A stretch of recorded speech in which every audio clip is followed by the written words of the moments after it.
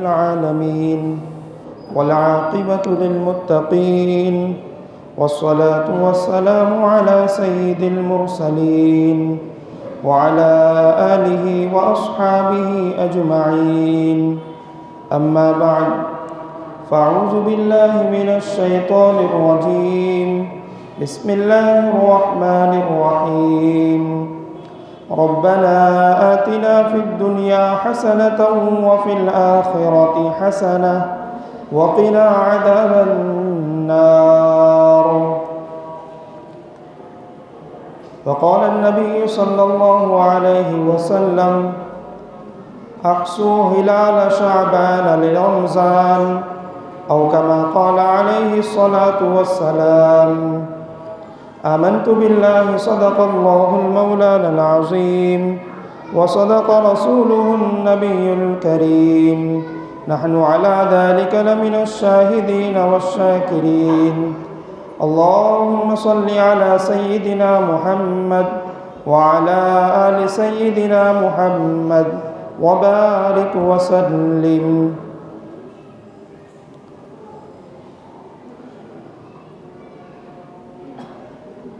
عربی مہینوں کے اعتبار سے شعبان المعظم 8واں مہینہ ہے، اور اس مہینے کی آج 12 تاریخ ہے۔ اس مہینے کی حدیث مبارکہ میں بڑی فضیلت اور اہمیت آئی ہے۔ اللہ کے رسول صلی اللہ علیہ وسلم نے اس مہینے کے چاند کو دیکھنے کا خاص طور پر اہتمام کیا ہے اور کرنے کا حکم دیا ہے۔ اور اللہ کے رسول صلی اللہ علیہ وسلم خود فرماتے تھے: احصوا ہلال شعبان لرمضان، کہ شعبان کے تاریخ کو یاد رکھو رمضان کے تیاری کے لیے، یعنی رمضان کے خاطر شعبان کے دنوں کو، شعبان کے تاریخوں کو یاد رکھنے کا اللہ کے رسول صلی اللہ علیہ وسلم نے حدیث مبارکہ میں حکم دیا ہے۔ اور یہ مہینہ فضیلتوں کے اعتبار سے، برکتوں کے اعتبار سے، رحمتوں کے اعتبار سے بہت عظیم مہینہ ہے۔ اللہ کے رسول صلی اللہ علیہ وسلم اس مہینے کے اندر کثرت کے ساتھ روزہ رکھا کرتے تھے، اور اللہ کے رسول صلی اللہ علیہ وسلم کے معمولات میں یہ تھا کہ رمضان کے بعد سب سے زیادہ شعبان کے مہینے کے اندر اللہ کے رسول صلی اللہ علیہ وسلم روزہ رکھتے تھے۔ اور صحابہ کرام رضی اللہ تعالی عنہم اجمعین جو ہی شعبان کے چاند کو دیکھتے تو رمضان کی تیاری شروع کر دیتے۔ وہ تیاری اس طریقے سے ہوتی تھی کہ اپنے زکوٰۃ کے مالوں کا حساب کرتے اور گھر کی دیگر ضروریات کو پوری کرنے کی کوشش کرتے، اور رمضان کے خاطر دعا کا اہتمام کرتے۔ اللہ کے رسول صلی اللہ علیہ وسلم نے خود حدیث مبارکہ کے اندر اس دعا کا ثبوت ملتا ہے: اللہم بارک لنا فی رجب و شعبان وبلغنا رمضان۔ تو شعبان کے مہینے میں چند کام کرنے کے ہوتے ہیں، اور چند کام ایسے ہوتے ہیں جسے چھوڑنے کے ہوتے ہیں۔ اللہ کے رسول صلی اللہ علیہ وسلم کے معمولات سے اور صحابہ کرام رضی اللہ تعالی عنہم کے معمولات سے یہ معلوم ہوتا ہے کہ رمضان کے خاطر شعبان کے تاریخوں کو یاد رکھنے کا اور شعبان کے چاند کو خصوصیت کے ساتھ دیکھنے کا اہتمام کرنا چاہیے۔ اور یہ عربی مہینہ ان کے تاریخوں کو یاد رکھنا سنت کفایہ ہے، یعنی پورے محلے میں کوئی ایک انسان بھی اگر اس تاریخ کو یاد نہیں رکھتا تو سارے لوگ اس کے گناہ کے اندر شمار کیے جائیں گے۔ تو کم سے کم 2-4 آدمیوں کا اس تاریخ کو یاد رکھنا ضروری ہے۔ یہ ہجری تاریخ اللہ کے رسول صلی اللہ علیہ وسلم کے ہجرت کے ساتھ جڑی ہوئی ہے۔ ان تاریخوں کی نسبت اللہ کے رسول صلی اللہ علیہ وسلم سے جڑی ہے۔ تو ہم سب تو عاشق رسول ہیں، اللہ کے رسول صلی اللہ علیہ وسلم کے شیدائی ہیں، سنتوں سے محبت کرنے والے ہیں۔ تو ہم میں جتنی خوبیاں ہیں اس میں ایک خوبی اور ایڈ ہونا چاہیے کہ ہم اسلامی مہینوں کے تاریخ کو اور مہینوں کو یاد رکھنے کا اہتمام اپنی زندگی کے اندر پیدا کریں۔ اور میں بارہا اس چیز کا درخواست کرتا ہوں کہ جو ہمارے مساجد ہیں، مدارس ہیں، یہاں کے انتظامی امور، یہاں کے لین دین، یہاں کی تنخواہیں اسلامی مہینوں کے اعتبار سے چلنی چاہیے، کیونکہ اس مہینے کی نسبت اللہ کے رسول صلی اللہ علیہ وسلم کے ساتھ ہے، اور ہم اس اللہ کے رسول کے امتی ہیں۔ ہماری نبی کی محبت ہمارے ساتھ کتنا ہے، نبی کی شفقت اس امت کے ساتھ کتنی ہے، ہم اس کو گمان بھی نہیں کر سکتے۔ اللہ کے رسول صلی اللہ علیہ وسلم نے ہر موقع پر امت کو یاد رکھا۔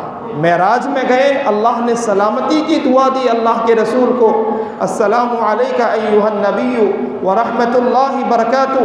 تو اللہ کے رسول صلی اللہ علیہ وسلم اسی پر خوش نہیں ہوئے، اللہ کے رسول صلی اللہ علیہ وسلم نے اللہ سے درخواست کی، السلام علینا وعلی عباد اللہ الصالحین، کہ صرف میرے اوپر ہی نہیں بلکہ آپ کے نیک بندوں پر بھی سلامتی ہو۔ موت کے وقت جو حدیث مبارکہ میں بات ملتی ہے کہ اللہ کے رسول صلی اللہ علیہ وسلم کے زبان مبارک پر الصلاۃ وما ملکت ایمانکم، اپنے امت کے بارے میں اللہ کے رسول صلی اللہ علیہ وسلم کے ہونٹ ہل رہے تھے اور امت کے خیال میں تڑپ رہے تھے۔ اور جب موت کی شدت ہونے لگی تو اللہ کے رسول صلی اللہ علیہ وسلم نے فرمایا تھا کہ ساری تکلیفیں مجھے دے دی جائے، میری امت کو موت کی تکلیف سے محفوظ رکھا جائے۔ ہر موقع پر اللہ کے رسول صلی اللہ علیہ وسلم نے اپنی قربانی دی اور کہا کہ سارا فقر میں اٹھا لوں اور میری امت فقر سے محفوظ ہو جائے۔ یہ اللہ کے رسول صلی اللہ علیہ وسلم کا اس محبت کے ساتھ، اس امت کے ساتھ محبت کا اعلان تھا۔ میں نے چند باتیں آپ کو بتائی ہیں۔ اللہ تعالیٰ کا ایک انٹرنیشنل اصول ہے اللہ کا، حضرت آدم علیہ السلام سے لے کر اللہ کے رسول صلی اللہ علیہ وسلم تک یہی اصول تھا، من جاء بالحسنۃ فلہ عشر امثالھا، کہ جو بھی ایک نیکی کرے گا اللہ اس کے بدلے میں اس کو 10 ثواب عطا کریں گے۔ ایک کام کرے گا اس کے بدلے میں 10 گنا ملے گا۔ 1 روپے کا 10 روپے، 1 روپے اللہ کے راستے میں خرچ کرے گا اس کو 10 روپے خرچ کرنے کے برابر ثواب ملے گا۔ اللہ کے رسول صلی اللہ علیہ وسلم اس پر خوش نہیں ہوئے کہ اللہ کے رسول صلی اللہ علیہ وسلم کی امت کو 1 کے بدلے میں 10 نیکی دی جائے۔ اللہ کے رسول صلی اللہ علیہ وسلم اس پر خوش نہیں تھے۔ کیوں؟ کہ اس سے پہلی امتوں کی عمریں بہت لمبی ہوتی تھیں، 950 سال، 500 سال، 300 سال، 400 سال، اور اس امت کی عمریں بہت کم ہیں۔ قوم عاد کا قرآن کریم میں ذکر ہے کہ وہ ان کی جو اصل جوانی ہوتی تھی وہ 300 سال کو پہنچ کر اصل جوان ہوتے تھے۔ جیسے ہمارے یہاں اصل جوان 30 سال میں ہوتا ہے، 300 سال میں وہ اصل جوان ہوتا تھا۔ تو اللہ کے رسول صلی اللہ علیہ وسلم اپنے امت کے خاطر 1 روپے کے بدلے میں 10 روپے پر اللہ کے رسول صلی اللہ علیہ وسلم راضی نہیں تھے۔ کیوں؟ کہ میری امت کی عمریں کم ہیں، اس امت کو خصوصی پیکیج دیے جائیں۔ تو اللہ تعالیٰ نے لیلۃ القدر کے نام پر خصوصی پیکیج دیا کہ اگر اس رات کوئی عبادت کرے گا تو 1000 مہینوں سے افضل ہے اس رات میں عبادت کرنا۔ اسی طریقے سے اللہ تعالیٰ نے رمضان کا مہینہ دیا، اسی طریقے سے اللہ تبارک و تعالیٰ نے ذی الحجہ کے شروع کے 10 دن دیے، اسی طرح سے عید کی 2 راتیں اللہ نے عبادت کے لیے دی جس میں عبادتوں کا بہت زیادہ اجر ہے۔ اسی طریقے سے ان خصوصی پیکیج میں سے اللہ تعالیٰ نے ایک شب برات کی رات ہمیں عطا کی ہے، جو 15ویں شعبان کی رات ہے۔ یہ بھی اللہ تبارک و تعالیٰ کی طرف سے اس امت کو ایک خصوصی پیکیج ہے۔ اس سے پہلی امتوں کو اس طرح کی راتیں نہیں ملی ہیں۔ اس طرح سے ایک رات میں اس قدر انعامات حاصل ہو جائے اور اتنی مغفرتیں ہو جائیں اور اللہ کی طرف سے اتنا اجر مل جائے، ایسی راتیں اس سے پہلی امتوں کو نہیں ملی تھی۔ تو اس امت کو اللہ تعالیٰ نے بہت سی خصوصیتوں کے ساتھ نوازا ہے، اور اللہ تعالیٰ نے شروع میں اس امت کے لیے بھی یہ قانون بنایا تھا، من جاء بالحسنہ فلہ عشر امثالھا، جو ایک نیکی لائے گا اس کو 10 کے برابر ثواب ملے گا۔ اللہ کے رسول صلی اللہ علیہ وسلم نے فرمایا یا رب زد امتی، یا اللہ میری امت کے لیے اور اضافہ فرمائیے۔ تو اللہ تعالیٰ نے سورہ مزمل کے اندر آیت نازل فرمائی، من ذا الذی یقرض اللہ قرضا حسنا فیضاعفہ لہ اضعافا کثیرا، کہ کوئی ہے جو اللہ کو قرض دے اور ایسا قرض جو اللہ اس کو کئی گنا کر کے اس کو عطا کرے، بدلہ عطا کرے۔ تو اللہ کے رسول صلی اللہ علیہ وسلم نے فرمایا یا رب زد امتی، یا اللہ اور اضافہ فرمائیے میری امت کے لیے۔ تو اللہ تعالیٰ کی طرف سے اعلان ہوا کہ آپ کی امت میں سے جو کوئی بھی عمل کرے گا اس کو مثل الذین ينفقون اموالهم فی سبیل اللہ کمثل حبۃ انبتت 7 سنابل فی کل سنبلۃ 100 حبۃ واللہ یضاعف لمن یشاء، کہ ایک کے بدلے میں 700 نیکی ملے گی، اور اس میں بھی اللہ جس کو چاہے اور بڑھا کے دے۔ تو اللہ کے رسول صلی اللہ علیہ وسلم نے فرمایا یا رب زد امتی، یا اللہ ایک کے بدلے میں 700، 1 روپے کا منافع 700 روپے، 1 روپے کا مال خریدا، کسی کو اگر 1 روپے میں 700 روپے منافع مل رہا ہے تو آدمی تو خوش ہو جائے گا۔ اللہ کے رسول صلی اللہ علیہ وسلم اس بارے میں بھی اپنے اللہ سے یہ کہہ رہے ہیں کہ میری امت کے لیے اور اضافہ فرمائے۔ تو اللہ تعالیٰ نے واللہ یضاعف لمن یشاء، اور دوسری جگہ پر ارشاد اللہ نے فرمایا کہ آپ کی امت کے لیے جو صبردار ہیں، صبر کرنے والوں کے لیے، ان کے لیے اللہ تعالیٰ نے خصوصی پیکیج رکھا ہے کہ ان کے لیے کوئی متعین نہیں ہے، اللہ جتنا چاہیں گے اتنا ان کو عطا کر دیں گے۔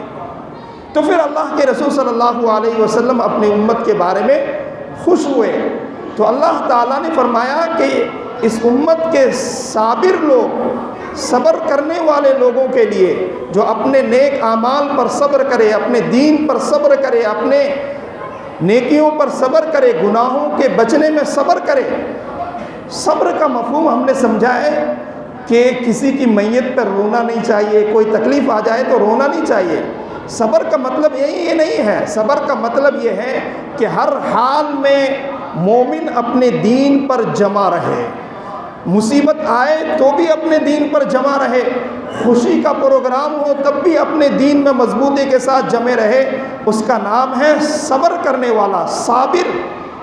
یا ایھا الذین آمنوا اصبروا ورابطوا، صبر کرنے والوں سے مراد وہ لوگ ہیں جو اپنے دین پر ہر حال میں مضبوطی کے ساتھ جمے رہتے ہیں، اپنے دین سے ایک قدم بھی ڈگمگاتے نہیں۔ تو اللہ تعالیٰ نے فرمایا ہے کہ اس امت کے صابرین کے لیے اللہ کی طرف سے نیکیوں میں کوئی مقدار متعین نہیں ہوگی، اللہ اپنی مرضی سے اسے جتنا دینا چاہیں گے، کروڑ دینا چاہیں گے، خرب دینا چاہیں گے، جیسے بھی دینا چاہیں گے اللہ اس کو دے دیں گے۔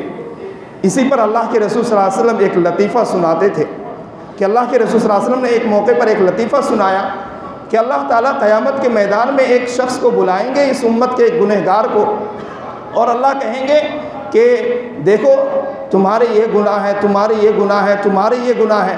وہ بندہ اندر سے بے چین ہو جائے گا، بے قرار ہو جائے گا، اب تو میں پھنسا، اب تو میرے لیے جہنم کے فیصلے ہوں گے، اندر سے اس کی گھبراہٹ ہوگی، پریشانی ہوگی۔ اور جب وہ اللہ تعالیٰ اس کے چند چھوٹے چھوٹے گناہوں کو گنائیں گے اس کی پریشانی کو دیکھنے کے بعد، اور جب اللہ تعالیٰ اس سے کہیں گے جا میں نے تیرے ان گناہوں کو نیکیوں سے بدل دیا، تو جنت میں چلا جا، تو وہ کہے گا یا باری تعالیٰ میرے پاس تو اور بھی بہت سارے بڑے بڑے گناہ ہیں، وہ تو آپ نے گنایا ہی نہیں ہے۔ یعنی اس کا مقصد یہ ہے کہ آپ ان بڑے گناہوں کو بھی گنائیے اور اس کو بھی نیکیوں سے بدل دیجئے اور مجھے جنت عطا فرما دیجئے۔ تو اللہ تعالیٰ جب اس کے چھوٹے چھوٹے گناہ گنائیں گے اور جب اس کے اندر سے گھبراہٹ ہوگی کہ اب تو میرے لیے جہنم کا فیصلہ ہونے والا ہے، تو اللہ کہیں گے کہ جا میں نے تیرے لیے جنت کے فیصلے کر دیے، تو اللہ سے کہے گا میرے اور بھی بہت سارے بڑے بڑے گناہ ہیں، وہ بھی گنائیے اور اس کو بھی نیکیوں میں تبدیل کر دیجئے۔ تو اللہ تعالیٰ نے اس امت کے ساتھ اس طرح کے شفقت کا معاملہ فرمایا ہے۔ ساری امتوں کا جو کل قیامت کے میدان میں فیصلہ ہوگا، کھلے عام فیصلہ ہوگا، اور ان امتوں نے جو گناہیں کی ہیں قرآن کے اندر، توریت کے اندر، زبور کے اندر موجود ہے کہ پہلی امت نے یہ کیا تھا، قوم عاد نے یہ کیا، قوم سمود نے یہ کیا، اور فلاں قوم شعیب نے یہ کیا، ان کے سارے کرتوت، ان کے گناہ ہمارے قرآن کریم میں احادیث میں موجود ہے کہ بنی اسرائیل نے یہ کیا، اس طریقے سے ان کی غلطیاں تھیں، ان میں ان کو یہ سزائیں ملی۔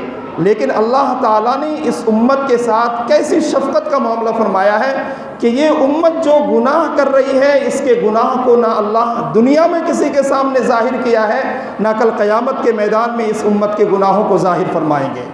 اللہ کے رسول صلی اللہ علیہ وسلم فرمائیں گے یا اللہ میری امت کے اعمال کا حساب و کتاب کا معاملہ میرے حوالے کر دیجئے، تو اللہ تعالیٰ کہیں گے کہ ہم نے آپ کی امت کے گناہوں کو دنیا میں بھی چھپایا ہے، آج اگر ہم نے ان کے اعمال کو، ان کے حساب و کتاب کو آپ کے حوالے کر دیں تو آپ کے سامنے آپ کی امت کے عیوب ظاہر ہو جائیں گے۔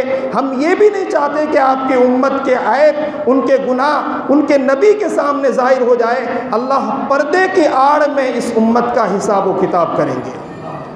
یہ اس امت کا اعزاز ہے۔ ہم اپنی قدر کو پہچانیں، ہم اپنی قیمت کو پہچانیں، ہم اپنی حقیقت کو پہچانیں۔ ان ساری چیزوں کو بتانے کا مقصد یہ نہیں تھا کہ ہم غرور میں آ جائیں، ان ساری چیزوں کے بتانے کا اس کے پیچھے مقصد یہ ہے کہ ہمارا کیا مقام ہے اللہ کے نزدیک، اللہ نے ہمیں کس قدر عزت دی ہے۔ اس امت کے گناہوں کو دوسری امتوں کے سامنے نہ دنیا میں کھولا ہے اور نہ کل قیامت کے میدان میں اللہ کسی امت کے سامنے اس کے اعمال کو، ان کے گناہوں کو کھولیں گے، بلکہ اللہ اس امت کا حساب و کتاب پردے کے آڑ کے اندر لیں گے اور اپنے نبی کو بھی اس کے سامنے ظاہر نہیں ہونے دیں گے کہ کس امتی کے گناہ کس قدر عظیم ہے، کس قدر خطرناک ہے۔ اللہ تعالیٰ نبی کو بھی ان کے گناہوں سے پردے میں رکھیں گے، آڑ میں رکھیں گے۔ اللہ تعالیٰ کا اس امت کے ساتھ محبت اور شفقت کا جو اعلان ہے وہ ہماری وجہ سے نہیں ہے، ہمارے ساتھ اللہ کے رسول صلی اللہ علیہ وسلم کی نسبت جڑی ہوئی ہے۔ جس نبی کے ساتھ ایک پانی کی نسبت جڑ جائے تو اس پانی کی قیمت اور اس کی قدر، اس کی اہمیت آب کوثر سے بڑھ جاتی ہے۔ آب زمزم کی فضیلت آب کوثر سے بڑھی ہوئی ہے۔ اسی طرح سے اس امت کی نسبت، اس کا تعلق، اس کا رشتہ آخر الزمان صلی اللہ علیہ وسلم کے ساتھ جڑی ہے۔ ان کے ساتھ ہماری نسبت جڑنے کی وجہ سے اللہ نے ہر موقع پر ہماری پردہ پوشی فرمائی ہے اور ہمارے ساتھ عزت کا اور عافیت کا اور رحم کا فیصلہ فرمایا ہے۔ یہ اللہ کے رسول صلی اللہ علیہ وسلم کی نسبت کی بنا پر اس امت کو عزت ملی ہے، تو ہمیں اس نسبت کی قدر کرنی چاہیے۔ اس نسبت کی قدر کیا ہے؟ اس نسبت کی قدر یہی ہے کہ اللہ کے رسول صلی اللہ علیہ وسلم نے جن کاموں کو کیا ہے یا جن کاموں کے کرنے کا حکم دیا ہے ان کاموں کو کریں، اور اللہ کے رسول صلی اللہ علیہ وسلم نے جن کاموں سے بچنے کا حکم دیا ہے ان کاموں سے ہم بچیں۔ تو یہ شعبان کا مہینہ بہت ہی فضیلت اور اہمیت والا مہینہ ہے، اور اس میں جو ایک رات آتی ہے شب برات، یہ بہت ہی اہمیت اور فضیلتوں والی رات ہے۔ لیکن اس رات کی اہمیت اور فضیلت کے ساتھ ساتھ کچھ اس رات کے اندر کچھ ایسے بھی کام ہوتے ہیں جن کاموں سے بچنے کی ضرورت ہے، جن کاموں کا تعلق نہ نبی صلی اللہ علیہ وسلم کے ذات کے ساتھ کوئی تعلق ہے، نہ صحابہ کے ساتھ تعلق ہے، نہ بزرگان دین کے ساتھ تعلق ہے۔ اس کا تعلق اگر ہے تو صرف ہمارے نفس اور ہماری خواہشات اور ہماری مرضی کے مطابق ہے، دین کے ساتھ ان چیزوں کا کوئی رشتہ نہیں ہے۔ تو اس رات بہت اہمیت اور فضیلتوں والی رات ہے۔ اللہ تعالیٰ اس رات کے اندر قبیلہ بنو کلب کی بکریوں کے بالوں سے بھی زیادہ لوگوں کی مغفرت فرماتے ہیں۔ یعنی وہاں پر ایک قبیلہ تھا جو بکریوں کی، بھیڑوں کی کثیر تعداد میں وہ تجارت کرتے تھے، اس کی پرورش کرتے تھے۔ تو اللہ کے رسول صلی اللہ علیہ وسلم نے اس قبیلے کی مثال دی ہے کہ ان کے پاس جو جانور ہیں، بکری ہیں، بھیڑ ہیں، ان کے جسم پر جتنے بال ہیں کروڑوں کھربوں کی تعداد میں، اس سے بھی کہیں زیادہ اس رات میں اللہ تعالیٰ میری امت کے گنہگاروں کی مغفرت فرماتے ہیں۔ اب ہمارے اوپر ہے کہ ہم اللہ سے مغفرت لیں گے یا پھر اللہ کو ناراض کریں گے۔ مغفرت لینے کا طریقہ الگ ہے، ہدایت کا راستہ الگ ہے، اور گناہ کمانے کا راستہ الگ ہے، اللہ کو ناراض کرنے کا راستہ الگ ہے۔ دونوں راستے ہمارے سامنے واضح ہیں۔ ہم جس راستے کو چاہیں گے اختیار کریں گے۔ اگر اچھے راستے کو اختیار کریں گے تو ہمارے لیے ہر طرح کے خیر کے فیصلے ہوں گے، عافیت کے فیصلے ہوں گے۔ کیوں؟ کیونکہ یہ ہدایت کا راستہ ہے، مغفرت کا راستہ ہے، نبی کا راستہ ہے، صحابہ کا راستہ ہے، بزرگوں کا راستہ ہے، اولیاء کا راستہ ہے۔ وہ راستہ یہ ہے کہ اس رات کے اندر اللہ کے رسول صلی اللہ علیہ وسلم سے لے کر ہمارے بزرگان دین تک، اولیاء کرام تک، اب تک 1450 سال کی تاریخ میں ہمارے بزرگوں نے، علماء محققین نے، علماء حق نے یہی بات ہمیں بتائی ہے کہ یہ رات عبادت کی ہے، یہ رات خرافات کی نہیں ہے۔ عبادت کیسی کرنی چاہیے اس کے بارے میں چند باتیں آ چکی ہیں، لیکن اس پر اور چند باتیں روشنی ڈالنا چاہتا ہوں کہ اس رات میں عبادت، عشاء کی نماز یہ مغرب کے بعد سے ہی اللہ تعالیٰ کی طرف سے، ہر رات اللہ کی طرف سے تہجد کے وقت میں اعلان ہوتا ہے کہ کوئی مغفرت چاہنے والا ہے، کوئی رزق چاہنے والا ہے، کوئی صحت چاہنے والا ہے، وہ اٹھے تہجد کی نماز پڑھے اور اللہ سے لے لے۔ یہ تو تہجد کے وقت میں ہوتا ہے ہر روز، لیکن شب برات کی رات میں اللہ مغرب کے بعد سے لے کر فجر تک یہ اعلان کرواتے ہیں۔ مغرب کے بعد سے یہ اعلان شروع ہوتا ہے، کوئی ہے اپنی مغفرت کرانے والا، اللہ کے سامنے ہاتھ پھیلائے، سجدہ کرے اور مغفرت چاہے، اللہ اس کی مغفرت کر دے۔ کوئی ہے رزق کا چاہنے والا، اللہ سے مانگے اسے رزق عطا کرے۔ کوئی ہے بیماری سے شفا چاہنے والا، اللہ سے اپنی بیماری کی شفا مانگے اور اللہ اسے صحت یاب کر دے۔ یہ مغرب کے بعد سے لے کر فجر تک یہ اعلان ہوتا رہتا ہے۔ اب ہمارے اوپر ہے کہ ہم اللہ سے مغفرت لیں گے، رزق لیں گے، صحت لیں گے، یا اللہ کی طرف سے لعنت لیں گے۔ اگر ہم اس رات کو اسی اصول کے مطابق گزارتے ہیں جس اصول کے مطابق 1450 سال تک ہمارے بزرگوں نے گزارا ہے، ہمارے بڑوں نے گزارا ہے، تو یہ رات ہمارے لیے رحمت ہے۔ اگر اس طریقے سے ہٹ کر ہم اس رات کو گزارتے ہیں تو یہ رات ہمارے لیے عذاب ہے، لعنت ہے۔ کیوں؟ اس رات میں عبادت اجتماعی کا حکم نہیں ہے، آپ انفرادی عبادت کریں۔ اس رات میں کوئی مخصوص عبادت نہیں ہے جس کی جماعت کی جائے اور کوئی جماعت لگا کر، مجلس لگا کر کوئی پروگرام کیا جائے۔ ہاں سمجھا سکتے ہیں اس رات کے خصوصیت اور خوبی کو بیان کے طور پر، بیان الگ چیز ہے۔ عبادتوں کے معاملے میں کوئی ایسی عبادت نہیں ہے جو اجتماعی طور پر کیا جائے، بلکہ اس رات میں آپ اکیلے قرآن پڑھیں، نمازیں پڑھیں، دعائیں کریں، اور جتنی بشاشت کے ساتھ آپ جتنا کر سکتے ہیں اتنی دیر کیجئے اور پھر سو جائے۔ قوموا لیلہا وصوموا نہارہا، اس حدیث مبارکہ میں جو حضرت علی رضی اللہ تعالیٰ عنہ اس حدیث کو بیان کرتے ہیں کہ رات کا قیام کرو۔ کہیں بھی 10 حدیثوں میں کہیں بھی یہ ثبوت نہیں ملتا ہے کہ پوری رات عبادت کرو۔ جتنی عبادت آپ بشاشت کے ساتھ کر سکتے ہیں، توجہ کے ساتھ کر سکتے ہیں، اچھے انداز میں کر سکتے ہیں، اتنی عبادت کیجئے، آدھا گھنٹہ کیجئے، 1 گھنٹہ کیجئے، 2 گھنٹہ کیجئے۔ اگر آپ میں سستی آ رہی ہے، کاہلی آ رہی ہے، نیند کا غلبہ ہو رہا ہے اور جاگ بھی رہے ہیں، عبادت بھی کر رہے ہیں، ایسی عبادت اللہ کو پسند نہیں ہے۔ عبادت کی مقدار اللہ کو نہیں چاہیے، عبادت کی کوالٹی اللہ کو چاہیے۔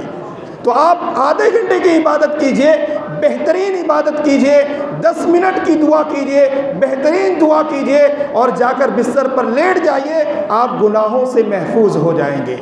عشاء کی نماز جماعت سے پڑھ لیجئے، پھر تہجد میں اٹھ کر تہجد کے 2-4 رکعت 8 رکعت پڑھ لیجئے، اللہ سے دعا کر لیجئے اور فجر کی نماز جماعت کے ساتھ پڑھ لیجئے۔